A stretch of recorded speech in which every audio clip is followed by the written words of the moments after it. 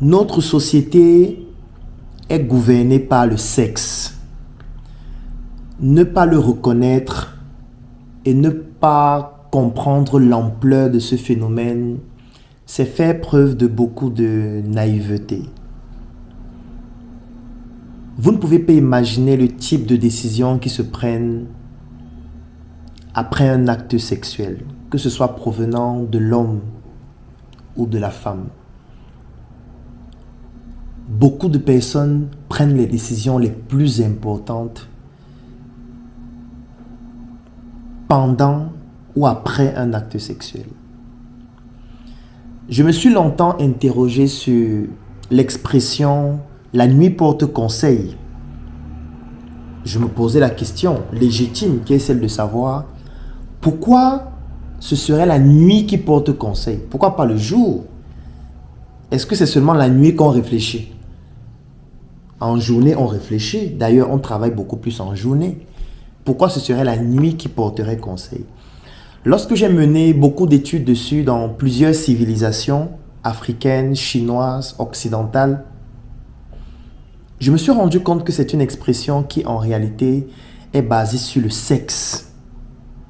Parce que durant la nuit, on rencontre son partenaire ou sa partenaire, on discute avec son partenaire ou sa partenaire, on se fait influencer ou on se laisse influencer par son partenaire ou sa partenaire, on passe à l'acte sexuel avec son partenaire ou sa partenaire et en conclusion, le matin, on se retrouve avec de nouvelles décisions qui proviennent de l'influence de son partenaire ou sa partenaire. Et cette influence dont nous pousse à avoir de nouvelles approches ou alors de nouveaux conseils pour pouvoir prendre des décisions ou de nouvelles initiatives sur le plan professionnel, sur le plan familial, sur le plan économique et dans tous les aspects de sa vie. Le sexe gouverne notre société au plus haut niveau. Si vous prenez les opérateurs économiques, si vous prenez les opérateurs politiques, si vous prenez toutes les catégories de la population, le sexe joue un rôle fondamental dans la démarche de notre société. Sauf que c'est un pouvoir qui est caché. C'est un pouvoir qui n'est pas visible, mais pourtant qui a une influence extraordinaire, impensable, que vous ne pouvez même pas soupçonner. Vous ne pouvez pas imaginer les décisions que prennent certaines femmes après avoir eu un rapport sexuel avec un homme. Et ces femmes peuvent être professeurs d'université, enseignantes dans un lycée, médecins, ministres, comptables dans une entreprise, directeurs d'une très grande société. Vous pensez réellement que les relations qu'elle a avec ses partenaires n'ont aucune influence sur les décisions qu'elle aura dans son ministère, dans son entreprise, à l'école, en ce qui concerne la relation qu'elle a avec les élèves et les étudiants? Vous pensez réellement que ces relations sexuelles ou alors ces relations intimes n'ont aucune influence sur les décisions qu'elle prend à l'école?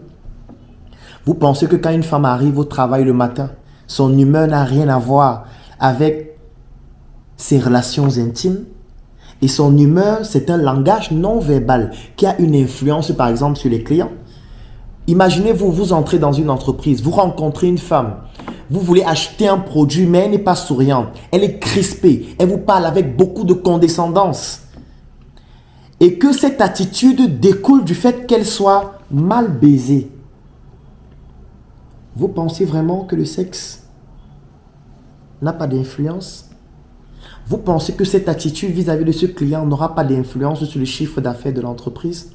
Vous pensez que si c'est un lundi matin et qu'elle a une réunion avec son staff et que c'est elle la directrice générale et qu'elle doit donner des instructions, qu'elle doit faire le débriefing de la semaine précédente et un briefing de la semaine en cours, vous pensez que la relation sexuelle qu'elle a eue la veille avec son ou ses partenaires n'aura pas d'influence sur ses décisions, sur son comportement, sur son attitude, sur le ton qu'elle a, sur sa manière de collaborer, sa manière d'échanger avec les autres? Vous pensez réellement? Vous pensez qu'un homme qui est mal baisé, parce qu'il y a aussi des hommes qui sont mal baisés, vous pensez que ces hommes, leurs décisions ne sont pas influencées par leurs ressentiments sexuels avec leur partenaire? Et ces hommes peuvent être ministres, peuvent être directeurs d'une société, peuvent être responsables d'un établissement scolaire, ou alors peuvent être ambassadeurs. Vous pensez vraiment que ça n'a pas d'influence? Vous pensez? Non, en réalité, l'influence est beaucoup plus importante qu'on ne le croit. En réalité, c'est le sexe qui dirige notre société. Oui. C'est le sexe qui prend les décisions dans nos entreprises, qui prend les décisions dans nos ministères, qui prend les décisions dans nos États. C'est le sexe qui dirige la société. Et ceux qui ont compris ça, en réalité ont compris qu'ils sont, ou quelles sont ces personnes dans la posture d'influence de nos sociétés. Une société dans laquelle le plaisir n'est pas un élément qu'on prend en considération comme étant un élément fondamental, c'est une société qui va se détruire. Parce que les personnes qui n'éprouvent, les personnes qui ne ressentent pas un certain plaisir ne peuvent pas jouir d'un certain bonheur. Oui, vous ne pouvez pas. Vous allez toujours être frustré. Si vous êtes mal baisé, que vous soyez un homme ou une femme, il y a un certain type d'attitude que vous ne pourriez pas avoir. Vous allez toujours être aigri. Surtout lorsque vous vous rendez compte que d'autres personnes ne vivent pas la même chose que vous.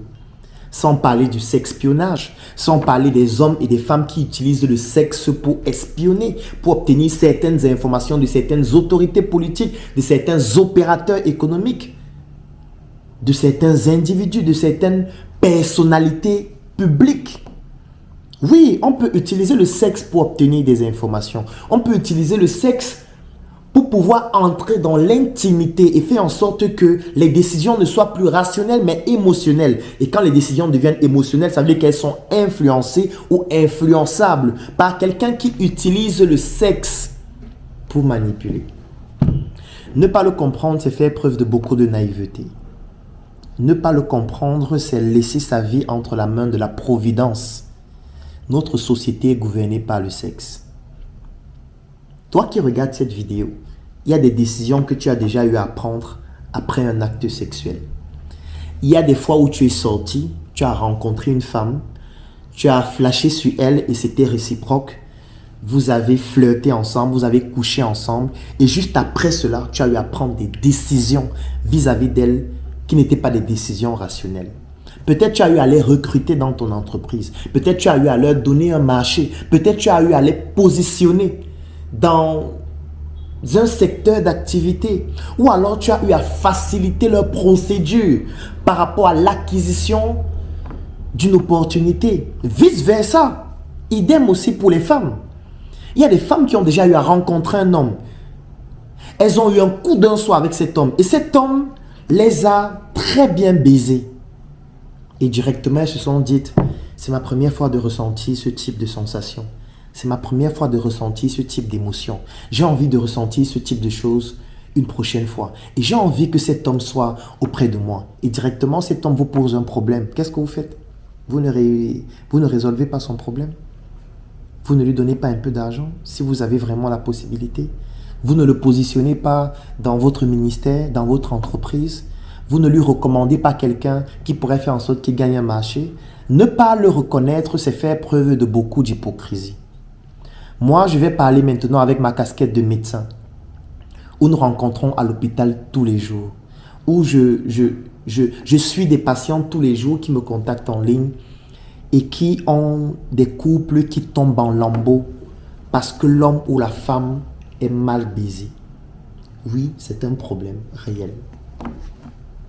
Être mal baisé, c'est un problème qui peut entraîner la destruction d'un foyer, la destruction d'un couple, qui peut entraîner un divorce, qui peut entraîner un malheur, qui peut entraîner des frustrations, qui peut entraîner de la déprime, de la dépression. Vous pensez que quelqu'un qui est déprimé parce qu'il est mal baisé sera performant au travail? Sera créatif? Sera empathique par rapport aux problèmes que vous avez? Vous pensez réellement? Non.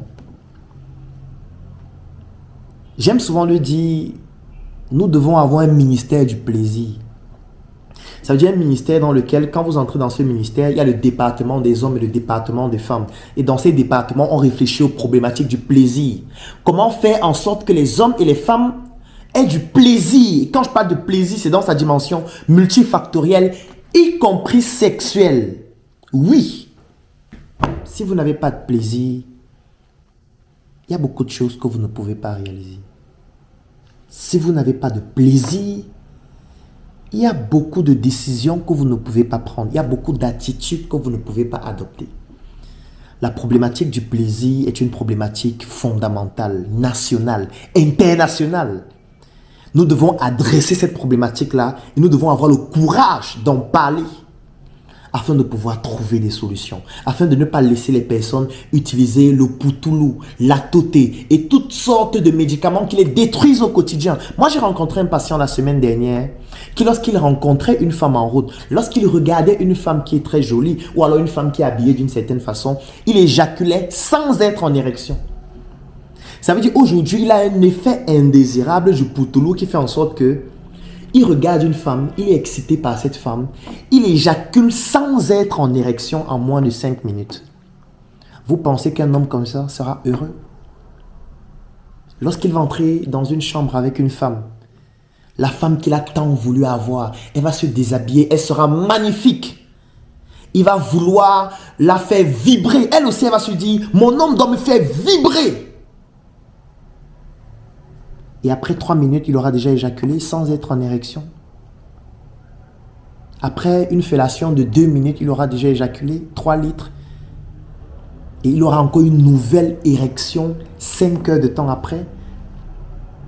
Sa copine sera obligée de s'habiller, de lui dire, chérie, je sais que c'est difficile, mais bon, ça va aller, elle s'en va. Vous pensez que après cet acte, il se lève, il s'en va au boulot et il est performant? Il s'en va au ministère, il s'assoit et il prend les meilleures décisions. Vous pensez que c'est possible? Ne pas adresser la thématique de la sexualité et du plaisir dans le grand ensemble, c'est laisser notre société plonger dans la dépression. Nous devons nous intéresser au plaisir.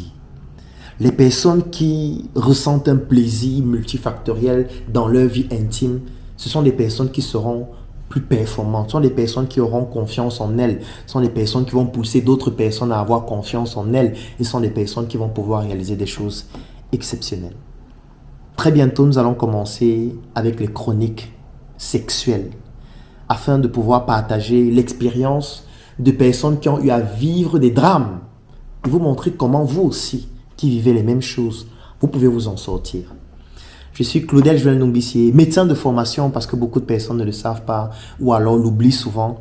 Et j'ai décidé d'adresser la thématique du plaisir avec toutes les implications qui vont avec. Parce que lorsqu'on parle du plaisir, forcément, il y a des produits et des services qui tournent autour du plaisir. Et là, on tombe dans l'entrepreneuriat. Parce que le business du plaisir est l'un des business les plus lucratifs au monde. Et nous devons aussi pouvoir adresser ce business-là sans honte, sans tabou et avec beaucoup de maturité. Donnons-nous rendez-vous très bientôt pour nos chroniques plaisir et sexualité. Portez-vous bien. Je vous recommande aussi ce livre qui est un livre magnifique de Dora Muto, Mal baisé, qui parle du patriarcat qui s'invite sous le drap des femmes et qui explique comment la sexualité peut révolutionner votre vie. C'est le livre que je lis actuellement et je vous le recommande vivement. Portez-vous bien.